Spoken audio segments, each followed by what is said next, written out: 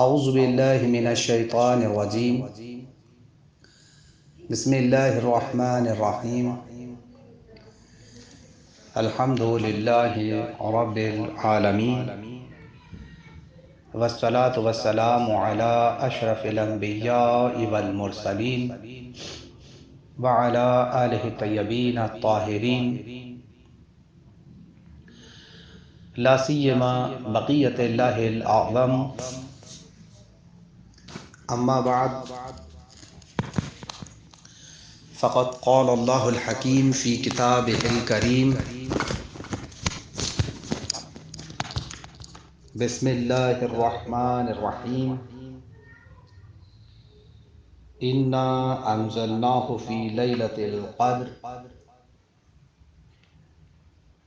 وما ادراک ما لیلۃ القدر لیلۃ القدر خیر من الف شہر تنزل الملائکۃ والروح فیہا بإذن ربهم من كل امر سلام ہی حتی مطلع الفجر۔ محترم سامعین،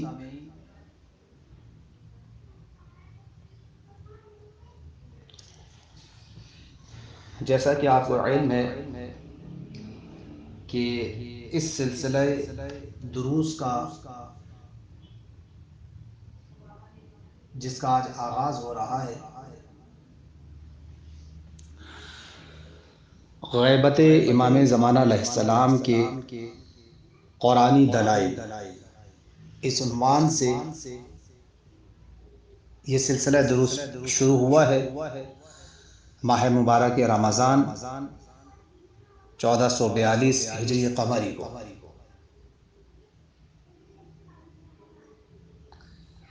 انشاءاللہ العزیز آپ کا ساتھ ہمارے ساتھ رہے گا۔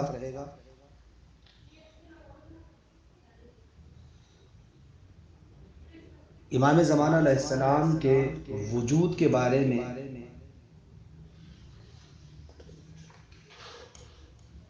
تقریباً تمام ملت اسلامیہ کا اتفاق ہے، اور اس بات میں اتحاد پایا جاتا ہے کہ ایک منجی عالم بشریت آخری زمانے میں آئے گا اور اس ظلم و جور سے بھری ہوئی دنیا کو عدل و انصاف سے بھر دے گا۔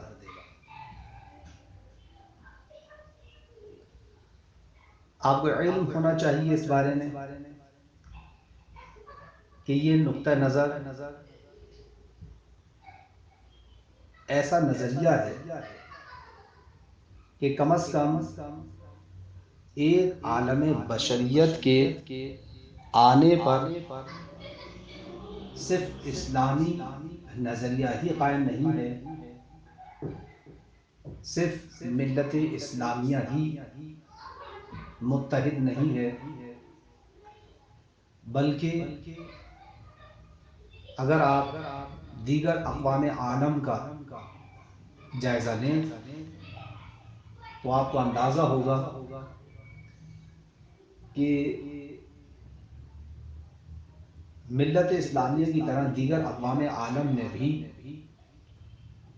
ایک منشی عالم بشریت کا نظریہ بہرحال پایا جاتا ہے۔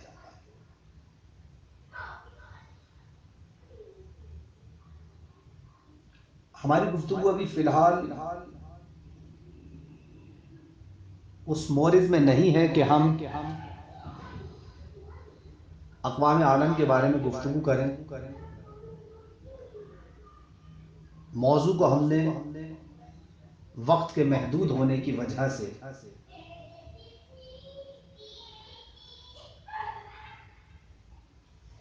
ان دروس کو محدود رکھا ہے۔ ہماری گفتگو فی الحال صرف غیبت کے عنوان سے پیش کی جا رہی ہے۔ ہماری کوشش ہوگی کہ جو ہماری یہ 7 نشستیں منعقد ہوں گی، ان 7 نشستوں میں ہماری کوشش یہ ہے کہ ہم امام زمانہ صاحب العصر والزمان کے وجود پر، ان کی غیبت پر قرآنی دلائل اور روایات کی روشنی میں ان کو پیش کر سکیں۔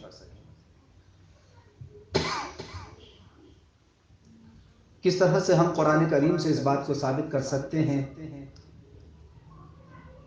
کہ قرآن کریم نے غیبت امام زمانہ علیہ السلام کے بارے میں گفتگو کی ہے؟ یہ موضوع اتنا اہم موضوع ہے کہ ہر صاحب فکر اس بات کے بارے میں غور و فکر کرنے کے لیے تیار ہے اور جاننے کے لیے تیار ہے، دلچسپ موضوع ہے۔ اس کی کوشش یہ ہے کہ وہ اپنے زمانے کے امام کی معرفت حاصل کر سکے، پہچانے، معرفت حاصل کرے کہ میرے زمانے کا امام کون ہے۔ کیا قرآن کریم نے اس موضوع کو بیان کیا ہے؟ آپ دیکھیں قرآن کریم میں آپ آسانی کے ساتھ امام زمانہ علیہ السلام کی ظہور کے بارے میں آیت لے آئیں گے، حکومت کے بارے میں آیت لے آئیں گے، لیکن خاص غیبت کا تصور اور تصور غیبت کو آپ قرآن کریم سے ثابت کریں، یہ واقعاً اگر اس بات پر ایمان لے آتے ہیں لوگ، تو پھر امام زمانہ علیہ السلام کی غیبت پہ یقین کر لینا ہر صاحب فہم کی ذمہ داری ہوگی۔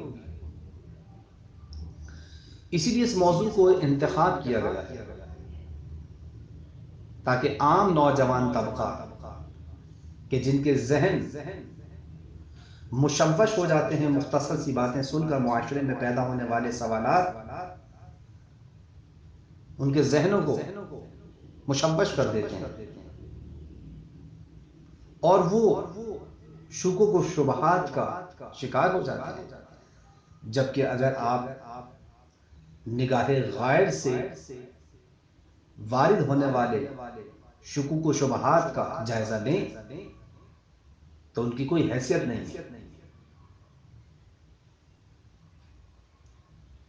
توجہ فرمائیے گا،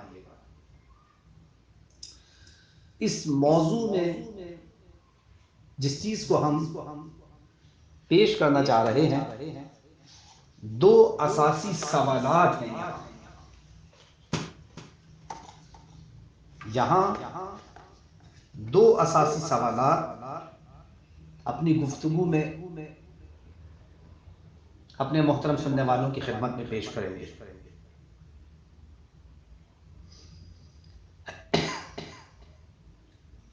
پہلا سوال یہ ہے کہ کیا قرآن و سنت نبی کریم صلی اللہ علیہ وآلہ وسلم کے ذریعے خود اصل غیبت کو ثابت کیا جا سکتا ہے؟ امکان غیبت کو، کہ واقعاً کائنات کے اندر کوئی وجود غائب ہو سکتا ہے؟ قرآن کریم نے کیا اس موضوع کے بارے میں گفتگو کی ہے؟ امام زمانہ سے قطع نظر کرتے ہوئے خود وجود کے اوپر گفتگو کی جائے اور قرآن سے ثابت کیا جائے کہ جی ہاں، قرآن کریم اس امر کی طرف متوجہ کرتا ہے کہ کائنات میں وجود غائب ہو کر موجود ہو سکتا ہے، موجود ہو لیکن غائب ہو۔ غیر موجود کی بات نہیں کر رہے ہیں ہم موجود کی بات کر رہے ہیں۔ حاضر ہے لیکن غائب ہے،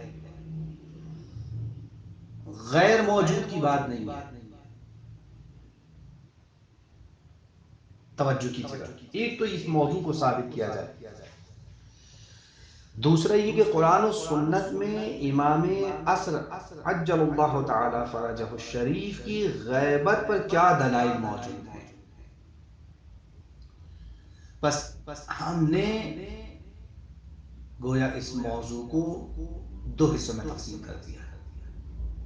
ایک کا دائرہ آپ دیکھیں وسیع ہے کہ مطلق وجود صرف امام زمانہ کی بات نہیں ہے. ایک مطلق ہے کہ کیا کوئی غائب ہو سکتا ہے، ایک یہ موضوع ہے. پھر دوسرے مرحلے پر ہم آتے ہیں مصداق کے اوپر، کہ جس طرح سے کوئی وجود غائب ہو سکتا ہے، کوئی فرد غائب رہ سکتا ہے، تو کیا اس وقت کے امام زمانہ علیہ السلام ارواحنا لہ الفدا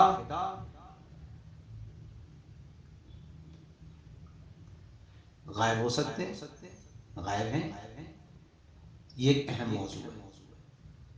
میرا خیال ہے کہ آپ نے یہ دو سوال اپنے پاس نوٹ کر لیے ہوں گے.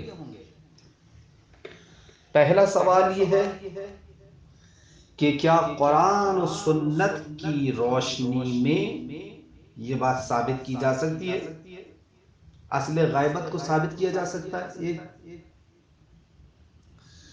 اور دوسرا یہ کہ قرآن و سنت میں امام عصر عجل اللہ تعالی فرجہ الشریف کی غیبت پر کیا دلائل ہے. بات واضح؟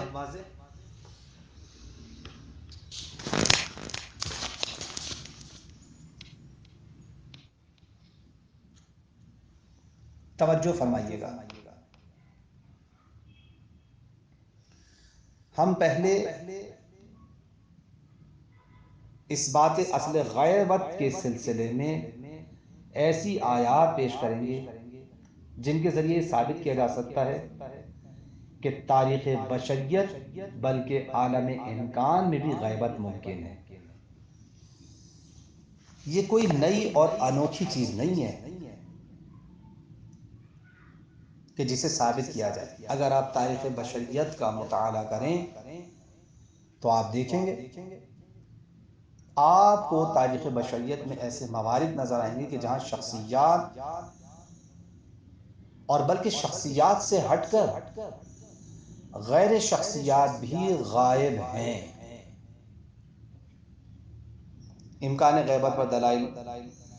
اب آپ دیکھیں کہ امکان غیبت پر دلالت کرنے والی آیات، توجہ کیجیے گا.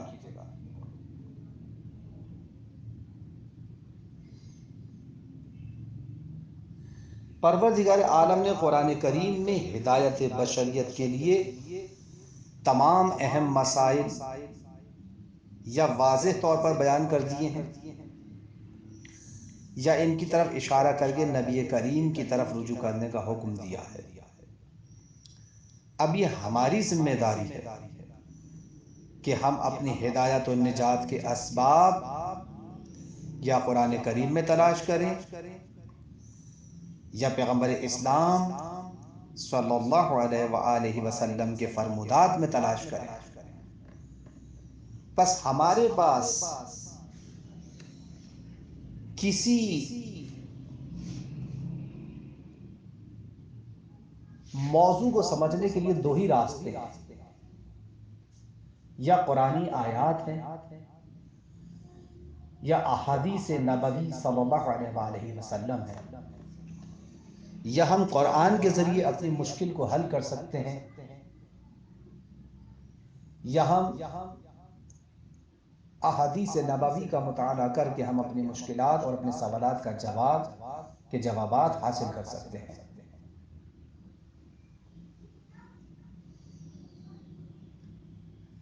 امکان غیبت کو ثابت کرنے کے لیے ہم پہلے قرآن کریم کی طرف رجوع کرتے ہیں، کیونکہ قرآن ہمارے لیے اصل اساس ہے. یہ بات یاد رہنی چاہیے کہ قرآن کے ہوتے ہوئے غیر قرآن کی طرف رجوع کرنا علماء اور مفسرین کی نگاہ میں مناسب نہیں ہے. جب حکم قرآن موجود ہو تو پھر غیر قرآن کا حکم قابل قبول نہیں ہوتا. اسی لیے سب سے پہلے ہم قرآن کریم کی آیات کا مطالعہ کریں گے، اور اس سلسلے میں پیش آنے والی آیات آپ کی خدمت میں پیش کرنے کی کوشش کریں گے۔ قرآن کریم کی آیات کا بغور مطالعہ، ان کے شان نزول وغیرہ پر نظر ڈالنے سے معلوم ہوتا ہے کہ قرآن کریم نے اس اہم موضوع کی جستجو کرنے والوں کو تشنا نہیں چھوڑا۔ توجہ فرمائیے گا۔ اور اس میں ایسی آیات کریمہ موجود ہیں جو کسی چیز کی آنکھوں سے قلیل یا طویل مدت کے لیے پوشیدہ اور مخفی ہونے کے امکان پر دلالت کر رہی ہیں۔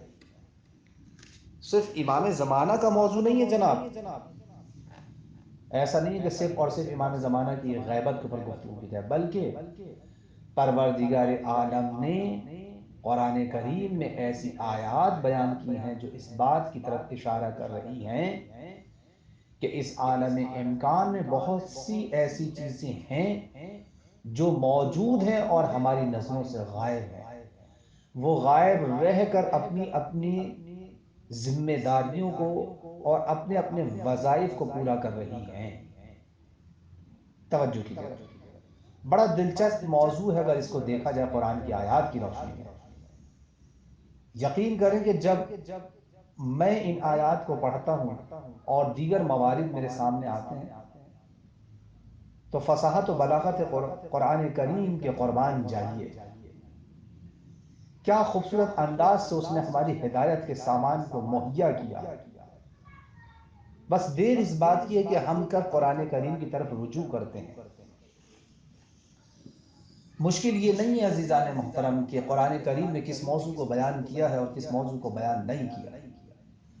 مشکل یہ ہے کہ ہم قرآن کریم کی طرف رجوع نہیں کرتے ہیں، ورنہ وہ قرآن کریم کے جو اس بات کا دعویٰ کرتا ہوا آ رہا ہے کہ زمین و آسمان میں کوئی خشک و تر میں ایسا مسئلہ نہیں ہے کہ جس کے کلیات کو قرآن کریم نے بیان نہ کر دیا ہو۔ غور کیا آپ نے؟ اب اگر اجازت ہو تو میں آپ کی خدمت میں وہ چند آیات پیش کرنے کی کوشش کروں کہ جس میں امکان غیبت کی بات ہو رہی ہے۔ توجہ فرمائیے گا۔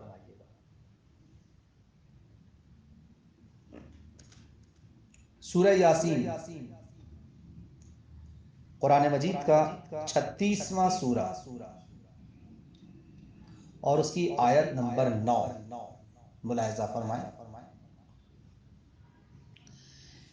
ارشاد رب العزت ہے، بسم اللہ الرحمن الرحیم، وَجَعَلْنَا مِن بَيْنِ أَيْدِيهِمْ سَدًّا وَمِنْ خَلْفِهِمْ سَدًّا فَأَغْشَيْنَاهُمْ فَهُمْ لَا يُبْصِرُونَ۔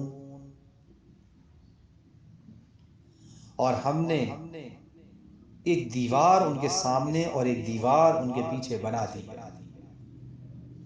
اور ان کی آنکھوں پر پردہ ڈال دیا ہے کہ وہ کچھ دیکھ نہیں سکتے۔ آپ سوچ رہے ہوں گے نا کہ یہ آیت جو قرآن کریم کی جسے ہم اکثر و بیشتر پڑھتے رہتے ہیں، سورہ یاسین، اکثر جمعرات کو مومنین اپنے اپنے مرحومین کی ارواح کے ایصال ثواب کے لیے اس سورے کو پڑھا کرتے ہیں، اور عالم احتضار میں جب کوئی مؤمن بندہ ہوتا ہے تو اس وقت بھی محتضر کے پاس عام طور پر اس سورے کو پڑھا جاتا ہے، سورہ یاسین، جس میں بارہا و بارہا اس آیت کریمہ کو پڑھا گیا، وَجَعَلْنَا مِن بَيْنِ أَيْدِيهِمْ سَدًّا وَمِنْ خَلْفِهِمْ سَدًّا فَأَغْشَيْنَاهُمْ فَهُمْ لَا يُبْصِرُونَ۔ آپ کے ذہنوں کے اندر یہ سوال پیدا ہو رہا ہے، مجھے معلوم ہے کہ قبلہ یہ آیت ہم نے بارہا سنی، لیکن اس آیت کا غیبت سے کیا تعلق ہے؟ ذہن میں سوال پیدا ہوتا ہے نا کہ اس آیت کریمہ کے اندر غیبت کا نام کہاں ہے، غیبت کس جگہ پر بیان ہو رہی ہے، اس آیت سے کیسے غیبت کو ثابت کیا جائے گا، امکان غیبت کیسے ممکن ہے اس میں؟ جی ہاں، اس جملے پر توجہ فرمائیں، اور ہم نے ایک دیوار بنا دی۔ کس کے سامنے؟ ان کے سامنے، اور ایک دیوار ان کے پیچھے بنا دی، آمنے سامنے دو دیواریں بنا دی، اور ان کی آنکھوں پر پردہ ڈال دیا ہے کہ وہ کچھ دیکھ نہیں سکتے۔ آپ کو پتا ہے نا کہ یہ واقعہ کس چیز کی طرف عکاسی کر رہا ہے، کس چیز کی نشاندہی کر رہا ہے، کس واقعے کو اس آیت کریمہ نے بیان کیا ہے؟ اگر آپ شیعہ سنی تفاسیر اٹھا کے دیکھیں تو آپ کو معلوم ہوگا کہ مفسرین ابن عباس سے نقل کرتے ہیں اس آیت کے ذیل میں کہ قریش جب حضور سرور کائنات کو ختم کرنے کے ارادے سے در خانہ رسالت پر جمع ہوئے، حضرت صلی اللہ علیہ وآلہ وسلم جس وقت اپنے گھر سے باہر آئے تو آپ نے ان کی طرف خاک پھینک دی۔ ایسے ہی نا واقعہ مجلسوں میں آپ نے سنا ہے، بارہا سنتے ہیں آپ اس واقعے کو۔ حضور نے ایک مٹھی خاک اٹھائی اور ان لوگوں کی طرف، کفار کی طرف پھینکی، جس کی وجہ سے وہ لوگ سرکار انبیاء کو دیکھ نہ سکے۔ یہ روایت کے جملے ہیں، ابن عباس سے روایت منقول ہے۔ قریش نے جمع ہو کر کہا، توجہ کیجئے گا، قریش اس موقع پر کیا کہہ رہے ہیں؟ جیسے ہی محمد صلی اللہ علیہ وآلہ وسلم نظر آئیں گے، سب مل کر ایک دم ان کے سامنے کھڑے ہو جائیں گے۔ یہی تو پلان کیا تھا نا؟ کفار نے یہ پلان تیار کیا، یہ منصوبہ تیار کیا کہ یکبارگی حضور کے گھر پر حملہ کریں گے، جس کی وجہ سے وہ خون بہا نہیں لے سکیں گے، کیونکہ جب سارے قبیلے والے مل کر، مختلف قبیلوں کے لوگ مل کر یکبارگی حملہ کریں گے تو وہ کس کس سے خون بہا لیں گے؟ کس کس کا قصاص کریں گے؟ نہیں کر سکتے۔ لہٰذا انہوں نے ایک بہت بڑا منصوبہ بنایا تھا اپنے خیال خام میں۔ توجہ کیجئے گا، آپ کے ذہنوں کو مجھے غیبت کی طرف لے کر جانا ہے۔ جب نبی کریم صلی اللہ علیہ وآلہ وسلم باہر نکلے تو اس وقت پروردگار عالم نے ان لوگوں کے آگے پیچھے ایسی دیوار کھڑی کر دیں جن کی وجہ سے وہ حضرت کو دیکھ نہ سکے۔ میرے جملوں پہ غور کیجئے گا، میں انہی جملوں سے آپ کو غیبت ثابت کر دوں گا انشاءاللہ۔ کہ دیکھیں پروردگار عالم نے، روایت کے جملے ہیں یہ، اور آیت میں خود کہا ہے سدن ومن خلفہم سدا، ان کے آگے پیچھے ایک دیوار کھڑی کر دی ہے۔ تو دو دیواریں پروردگار عالم نے کھڑی کی، کہاں؟ کفار کے آگے پیچھے۔ غور کیا آپ نے؟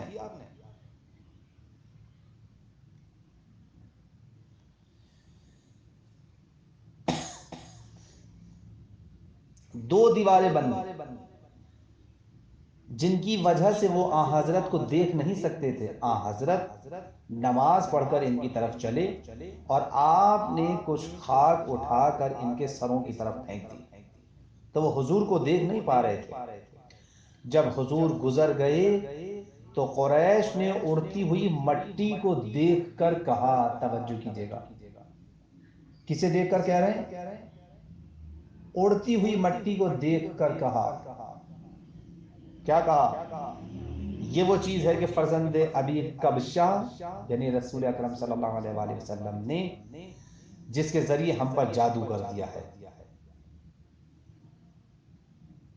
توجہ کیجئے گا، جو جملہ میں آپ کی خدمت میں پیش کرنا چاہتا ہوں، یہاں پر طبری شافعی اس آیت کریمہ کی تفسیر اکرمہ سے اس طرح نقل کرتے ہیں۔ دیکھیں یہ جو تفسیر میں نے بیان کی ہے ابن عباس سے، اسی تفسیر کو جناب طبری شافعی نے اکرمہ سے نقل کیا ہے۔ ابو جہل نے کہا، ایک ایک جملہ محفوظ رکھیے گا جی، سورہ یاسین قرآن مجید کا 36 نمبر سورہ، 36واں سورہ اور اس کی آیت نمبر 9 اپنے ذہنوں کے اندر محفوظ رکھیں۔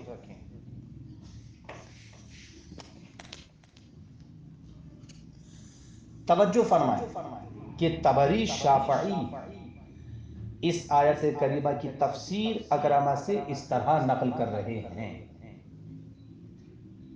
ابو جہل نے کہا جب محمد کو دیکھیں گے تو ایسا ویسا کر دیں گے، تو اس وقت یہ آیت نازل ہوئی۔ کون دشمنی پہ اترا ہوا ہے؟ ابو جہل۔ ابو جہل نے پلان تیار کیا ہوا ہے، لوگ بھیجے ہیں، مختلف افراد قبیلے کے، مختلف قبیلوں کے مختلف افراد جمع کر کے کسے مارنے کو بھیجا؟ نبی کریم صلی اللہ علیہ وآلہ وسلم کو۔ توجہ رکھیے گا، اپنے ذہنوں کے اندر موضوع غیبت ہے۔ تو آیت نازل ہوئی اس موقع کی مناسبت سے، اِنَّا جَعَلْنَا فِي أَعْنَاقِهِمْ أَغْلَالًا فَهِيَ إِلَى الْأَذْقَانِ فَهُمْ مُقْمَحُونَ وَجَعَلْنَا مِنْ بَيْنِ أَيْدِيهِمْ سَدًّا وَمِنْ خَلْفِهِمْ سَدًّا فَأَغْشَيْنَاهُمْ فَهُمْ لَا يُبْصِرُونَ۔ توجہ کیجئے گا، دیکھیں مجموع البیان میں نے شیعہ روایت نقل کی جو ابن عباس سے روایت نقل کی تھی،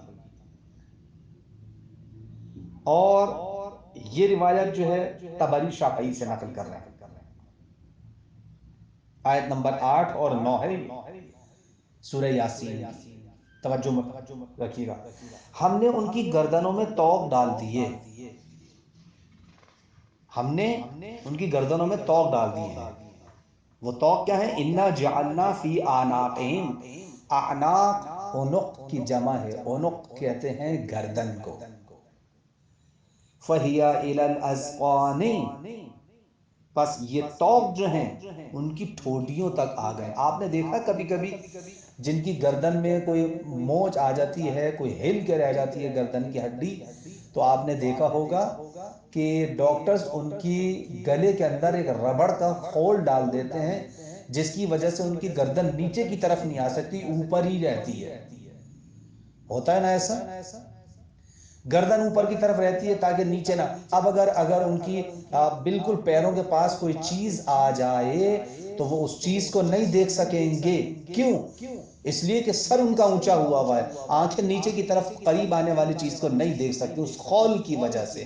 تو پروردگار عالم نے دیکھیں سورہ یاسین کے اندر کتنی خوبصورت تعبیر بیان کی ہے، خدا کی قسم قربان جائیے فصاحت و بلاغت قرآن کریم کے، کس طریقے سے امام زمانہ علیہ السلام کی غیبت کو قرآن کریم کی آیات کے اندر پوشیدہ رکھا ہے۔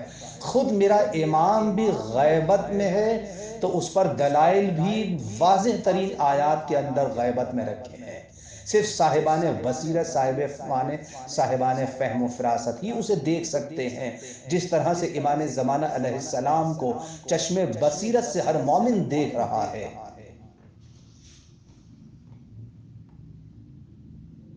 عزیزان محترم خواہران و برادران، امام زمانہ علیہ السلام کی غیبت کو قرآن کریم کی آیات کے اندر، ظاہر بظاہر آیات کی اندر غیبت میں دیکھا جائے گا۔ کتنا واضح ترین فرمان ہے قرآن کریم کا، اِنَّا جَعَلْنَا فِي أَعْنَاقِهِمْ أَغْلَالًا فَهِيَ إِلَى الْأَذْقَانِ فَهُمْ مُقْمَحُونَ وَجَعَلْنَا مِنْ بَيْنِ أَيْدِيهِمْ سَدًّا وَمِنْ خَلْفِهِمْ سَدًّا فَأَغْشَيْنَاهُمْ فَهُمْ لَا يُبْصِرُونَ۔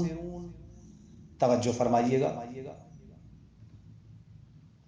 ہم نے ان کی گردن میں طوق ڈال دی ہے جو ان کی ٹھوڈیوں تک پہنچے ہوئے ہیں۔ دیکھیں اسی خول کی طرف، خول بالکل وہ جو گلے میں ڈالتے ہیں ڈاکٹرز حضرات، وہ ٹھوڈی تک ہوتا ہے اور سینے سے اٹیچ ہوتا ہے کہ گردن نیچے کی طرف دیکھ نہیں سکتی، اور وہ سر اٹھائے ہوئے ہیں۔ یہ قرآن کریم کے الفاظ ہیں۔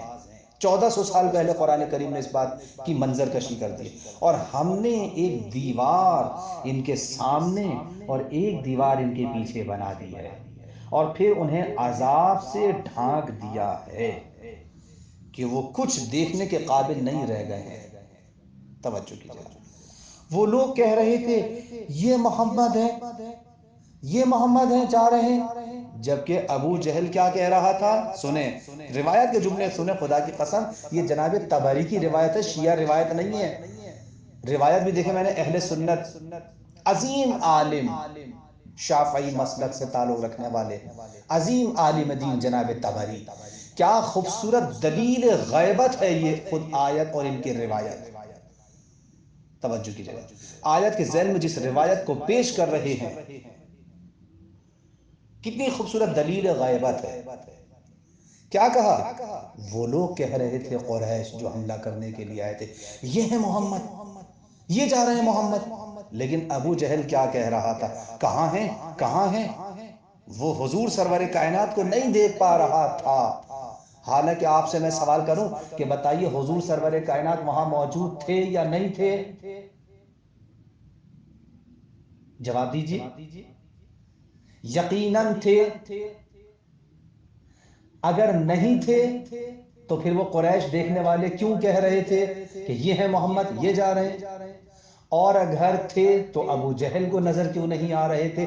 اس کا مطلب یہ ہے کہ خداوند عالم جب چاہتا ہے، جہاں چاہتا ہے، اپنی حجت کو جس سے چاہے چھپا دے اور جس پہ چاہے ظاہر کر دے. ایک ہی جگہ پر ہوتے ہوئے پیغمبر اکرم صلی اللہ علیہ وآلہ وسلم موجود ہوتے ہوئے بعض کو ظاہر بظاہر نظر آ رہے تھے لیکن ابو جہل کو نظر نہیں آ رہے تھے. یہ قدرت پروردگار ہے. پروردگار نے بتا دیا کہ دیکھو ہم چاہیں تو موجود ہوتے ہوئے بھی تمہاری آنکھوں پہ پردہ ڈال دیں اور تمہیں نظر نہ آئے. اور توجہ کیجئے گا، ایک اہم نکتہ یہاں پر ہے، صرف جناب پیغمبر اکرم صلی اللہ علیہ وآلہ وسلم وہاں پر غائب نہیں ہوئے تھے. قرآن کی آیت شہادت دے رہی ہے. کیا کہا ہے قرآن کریم کی شہادت میں؟ اِنَّا جَعَلْنَا فِي أَعْنَاقِهِمْ أَغْلَالًا. اغلال کہتے ہیں غل کی جمع ہے، زنجیر.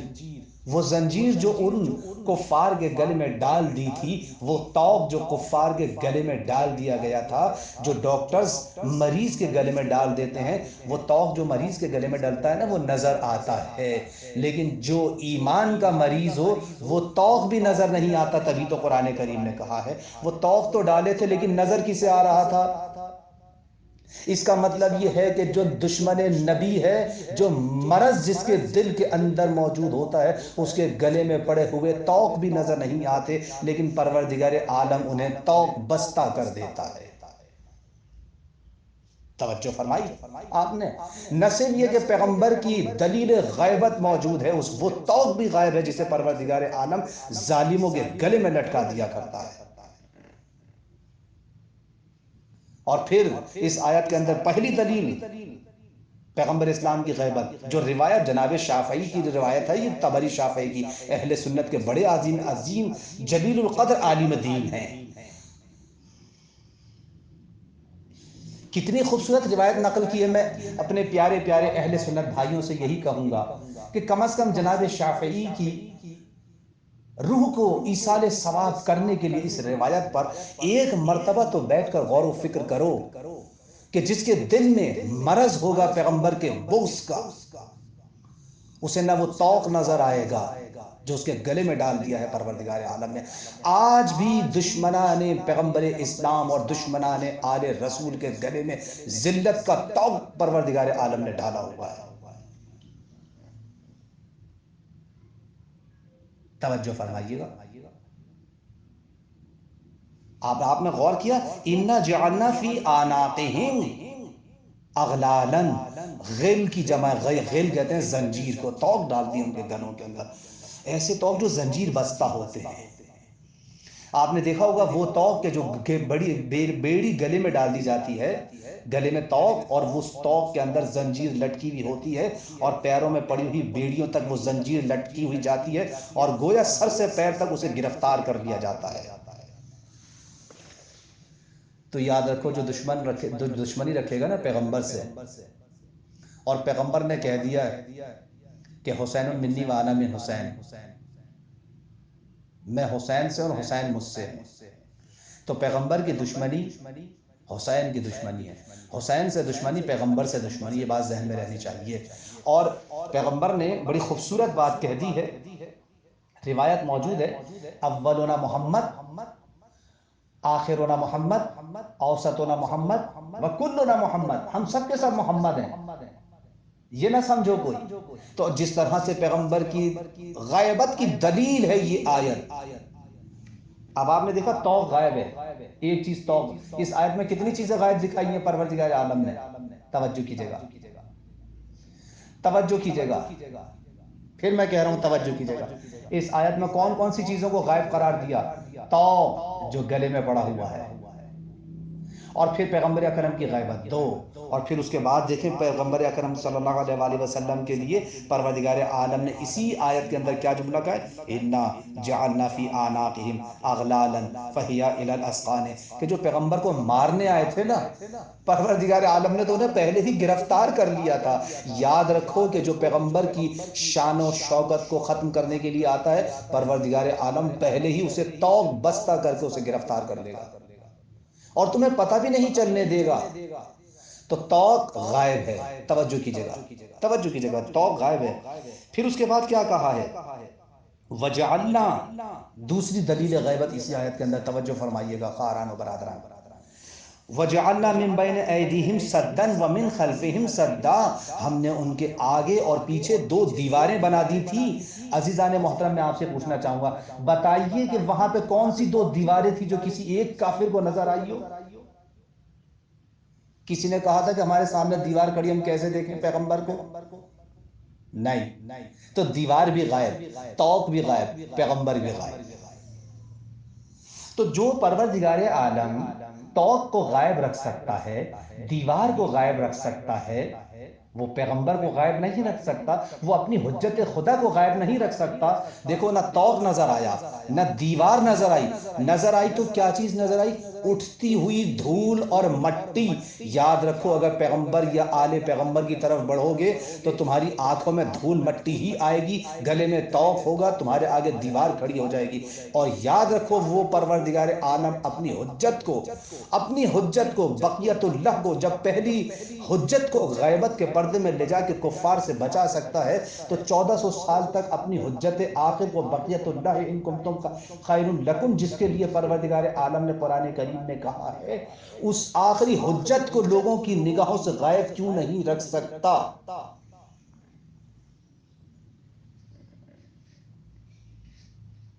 توجہ فرمائی آپ نے؟ یہ ہے وہ آیات قرآن کریم، سورہ یاسین آپ نے کتنی مرتبہ پڑھی ہوگی؟ بارہا و بارہا آپ نے سورہ یاسین پڑھی۔ لیکن آپ دیکھیں دلیل غیبت، توق بھی غائب ہے، دیواریں بھی غائب ہیں، اور آپ دیکھیں کفار پیغمبر کو جاتے ہوئے دیکھ رہے تھے۔ توجہ کیجیے گا، توجہ کیجیے گا، میں جس جملے کی طرف لے کر جانا چاہ رہا ہوں آپ کے ذہنوں کو، خواہران و برادران، توجہ کیجیے گا جملے کی طرف۔ پروردگار عالم نے رکھا ہی اس آیت کو قرآن کریم میں اس طرح سے، جب تک قرآن باقی ہے دلیل غیبت باقی رہے گی۔ پروردگار عالم نے دکھا دے گا، دیکھو دیواروں کے موجود ہونے کے باوجود کفار پیغمبر کو دیکھ رہے تھے، لیکن ابو جہل نہیں دیکھ رہا تھا۔ اس کا مطلب یہ ہے کہ جو بیچارے عام سادے کافر ہیں نا، جو کسی کے کہنے میں دشمنی پہ اتر آئے، لیکن اگر ان کے سامنے بات کو حقیقت بنا کر پیش کر دیا جائے تو وہ ایمان لے آتے ہیں۔ تو اس کا مطلب یہ ہے کہ سادہ لوگ کفار بھی اگر ہیں، یا سادہ لوگ افراد کے جو امام زمان علیہ السلام کی معرفت نہیں رکھتے، انہیں بھی امام کی زیارت ہو سکتی ہے، وہ بھی اپنی آنکھوں سے پیغمبر کو جس طرح سے وہ کفار دیکھ رہے تھے امام کو دیکھ سکتے ہیں۔ لیکن یاد رکھو، جو دشمنی پہ اترے ہوئے ہیں افراد، جن کے دلوں کے اندر بغض و عناد ہے، اس نے پیغمبر کو نہیں دیکھا، تو بغض و عناد رکھنے والے حجت خدا کو انہیں نظر نہیں آئے گی، ان کی آنکھوں پہ پردے پڑے ہوئے ہیں۔ پروردگار عالم یہی دکھانا چاہتا ہے کہ ہم چاہیں تو ایسا توق ان کے گلوں میں ڈال دیں گے کہ وہ اس توق کے باعث ہماری حجت تک اپنا دست دراز نہیں کر سکتے۔ ہم چاہیں گے تو ایسی دیواریں کھڑی کر دیں گے کہ چاہے ان کے کتنے بڑے بڑے ہوائی جہاز اور ٹینک توپیں کیوں نہ ہوں، لیکن ہماری حجت کے خلاف یہ استعمال نہیں کر سکیں گے۔ ایک مٹھی خاک سارے کفار کے لیے کافی تھی، تو کہاں ہیں چشم بصیرت رکھنے والے لوگ؟ توجہ رکھیں کہ جب پروردگار عالم ایک مٹھی خاک سے سارے کفار کو اندھا کر سکتا ہے، تو آج اپنی حجت کو پردہ غیبت میں رکھ کر کفار و دشمنان سے اپنی حجت کو محفوظ کیوں نہیں رکھ سکتا؟ یہ ہے وہ دلیل غیبت قرآن کریم کی، سورہ یاسین کی۔ اب آپ دیکھیں انہوں نے واضح طور پر، اور وہ لوگ کہہ رہے تھے کہ یہ ہے محمد، یہ ہے محمد، جا رہے ہیں۔ بس اس موقع پر ہمارا یہاں پر یہ درس اپنے اختتام کو پہنچتا ہے۔ والسلام علیکم ورحمۃ اللہ وبرکاتہ۔ سبسکرائب کیجئے ذکر ٹی وی اور اس علم کے سفر میں ہمارے قدم کے ساتھ قدم ملائیے۔